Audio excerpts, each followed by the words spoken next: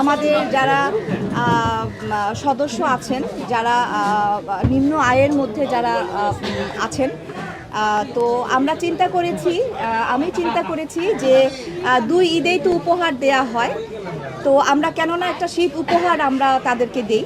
তো যেই কারণে আমরা মানে আমি এই উদ্যোগটা নিয়েছি। আমার সাথে মিশা ভাই আছেন, সবাই আছেন, পুরা কমিটি আমার সাথে আছেন।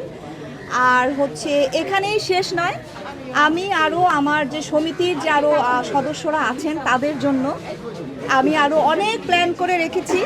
তো সমস্ত প্ল্যান ছোট ছোট যখনই আমরা মানে আমি এগুলো আস্তে আস্তে এগিয়ে নিয়ে আসব, সব আপনারা জানতে পারবেন। এবং বড় ধরনের একটা ধামাকা আছে, যেই ধামাকা আমি 30 তারিখে অথবা জানুয়ারির প্রথম সপ্তাহের দিকে আপনাদেরকে সবাইকে আমি জানাবো। সেটা আমার শিল্পী সমিতির, আমার যারা ভালোবাসার মানুষ তাদের জন্য সেই উপহারটুকু আমি রেখে দিয়েছি।